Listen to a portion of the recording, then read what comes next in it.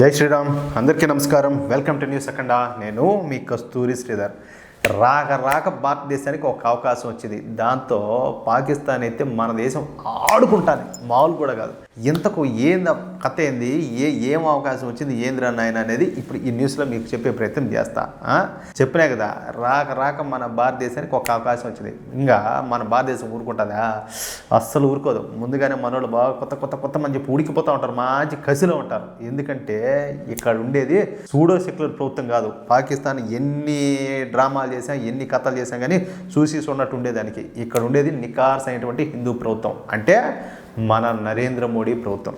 సరే, అవకాశం కూడా పాకిస్తాన్ విషయంలో వచ్చింది. ఇంకా చూడండి, మోడీ ప్రభుత్వం ఏ మాత్రం కూడా ఊరుకోదు. ఇదే అదునుగా పాకిస్తాన్ అయితే మామూలు కాదు. పులిగద పంజాతో కొట్టేటైతే పాకిస్తాన్ దంచి కొట్టేసింది. సరే, ఇదంతా సోది ఎందుకు, డైరెక్ట్గా పాయింట్కి వస్తా. ప్రస్తుతం ఆఫ్ఘనిస్తాన్ తాలిబాన్లకు పాకిస్తాన్కు మధ్యన యుద్ధ మేఘాలు అయితే కమ్ముకున్నాయి. చూస్తూ ఉంటారు మీరు కూడా. ఎందుకంటే భారత్ పైన దాడి చేయించాలనే దురుద్దేశంతో పాకిస్తాన్ తమ దేశంలోనే ఒక అతి పెద్ద తీవ్రవాద సంస్థను అయితే సృష్టించింది. తీవ్రవాదులకు పుట్టి లేదయ్యా అంటే పాకిస్తాన్. అర్థమైంది కదా.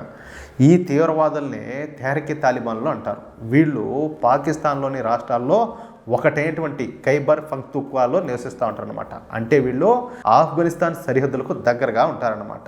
ఇక పాకిస్తాన్లో ఉండే తాలిబాన్లను తెహ్రీకే తాలిబాన్లని, ఇక ఆఫ్ఘనిస్తాన్లో ఉండేటటువంటి తాలిబాన్లను ఆఫ్ఘన్ తాలిబాన్లు అని చెప్పి పిలవడం స్టార్ట్ చేశారు. ఇకపోతే ఈ తెహ్రీకే తాలిబాన్లు కూడా మత పిచ్చితో కొట్టుకొని తెచ్చేవాళ్ళే. వీళ్ళే సామాన్యులేం కాదు, వీళ్ళు అలాంటి వాళ్ళే.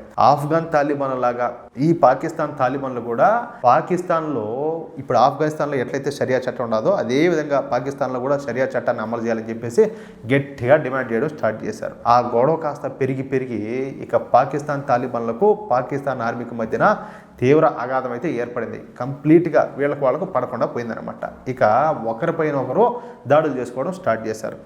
ఈ మధ్యలోనే ఆఫ్ఘనిస్తాన్ నుంచి అమెరికా సైన్యాలు వెనక్కి వెళ్ళిపోవడం, ఆఫ్ఘనిస్తాన్ తిరిగి మళ్ళీ తాలిబాన్ల వశం అవడంతో ఇక పాకిస్తాన్ తాలిబాన్లకు 1000 ఏనుగుల బలం వచ్చినట్టయింది. ఎవరికి? ఈ తెహ్రీకే తాలిబాన్లకు. ఇక ఈ పాకిస్తాన్ తాలిబాన్లు రెచ్చిపోవడం స్టార్ట్ చేశారు. ముందుగా తమ స్థావరాలను పాకిస్తాన్ నుంచి ఆఫ్ఘనిస్తాన్లోకి మార్చేశారు. ఇక రాత్రిపూట పాకిస్తాన్లోకి వచ్చి దాడులు చేయడం స్టార్ట్ చేశారనమాట. ఈ క్రమంలోనే పాకిస్తాన్ సైనికుల పైన గత 2 సంవత్సరాలలోనే 750కి పైగా దాడులు చేశారు. దీన్ని బట్టి మీరు అర్థం చేసుకోండి. దుమ్ముదుమార రేపేశారు, ఊరికే కూడా చెత్త కొట్టేశారు. దీంతో పాకిస్తాన్కు చెందినటువంటి సైనికులు దాదాపు 3000 మంది వరకు చనిపోయినారంట. మీరు నిజమే. ఎంతమంది? 3000 మంది సైనికులు చనిపోయినారని చెప్పేసి అంతర్జాతీయ మీడియా కోడే వస్తుంది. ఇక పాకిస్తాన్ మరియు ఆఫ్ఘనిస్తాన్ సరిహద్దు రేఖను డ్యూరాండ్ లైన్ అని చెప్పి అంటారు. ఈ డ్యూరాండ్ లైన్కు ఆనుకొని ఆఫ్ఘనిస్తాన్ ప్రాంతంలో ఈ పాకిస్తాన్ తాలిబాన్లు తమ స్థావరాలను ఏర్పాటు చేసుకున్నారు. అయితే ఈ పాకిస్తాన్ తాలిబాన్ల దెబ్బకు తట్టుకోలేకపోయినటువంటి పాకిస్తాన్ ఆర్మీ చివరికి ఆఫ్ఘనిస్తాన్లో ఉన్నటువంటి ఈ తెహ్రీకే తాలిబాన్ల మీద ఎయిర్ స్ట్రైక్స్ చేసింది. చూడండి, ఈ ఎయిర్ స్ట్రైక్స్లో ఏ ఒక్క తెహ్రీకే తాలిబాన్ కూడా చనిపోలా, కానీ 46 మంది మహిళలు, పిల్లలు, ముసలోళ్ళు చనిపోయినారు. ఎవరు? అమాయకులు, ఆఫ్ఘనిస్తాన్లో ఉండేవాళ్ళు, ఆఫ్ఘన్లో. ఇక ఈ విషయం పైన భారత్ తీవ్రంగా ఆగ్రహం వ్యక్తం చేసింది. ఎందుకంటే పాకిస్తాన్ను మామూలు కూడా కాదు, ఒక ఆట ఆడిచ్చింది.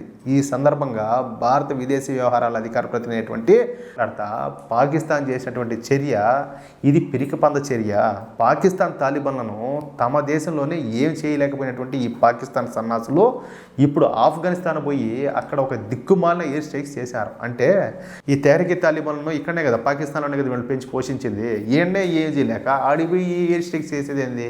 పాకిస్తాన్ చేసినటువంటి ఈ ఎయిర్ స్ట్రైక్స్లో చనిపోయిందంతా కూడా ఈ ఆడవాళ్ళు, చిన్నపిల్లవాళ్ళు, ముసలోళ్ళు వీళ్ళే. అంటే మహిళలను, ముసలోళ్ళను, చిన్నపిల్లలను చంపడానికి పాకిస్తాన్కు ఎయిర్ స్ట్రైక్స్ చేయాల్సిన అవసరం ఏంది అసలు?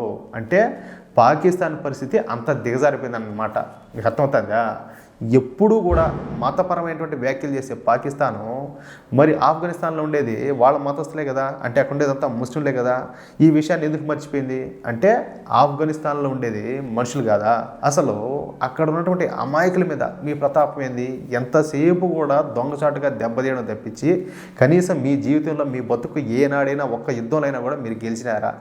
ఏ ఒక్క మిలిటరీ ఆపరేషన్లోనైనా కూడా మీరు విజయం సాధించారా? లేదే. అసలు మనుషుల ప్రాణాలు పాకిస్తాన్కి ఎందుకు తెలియదు?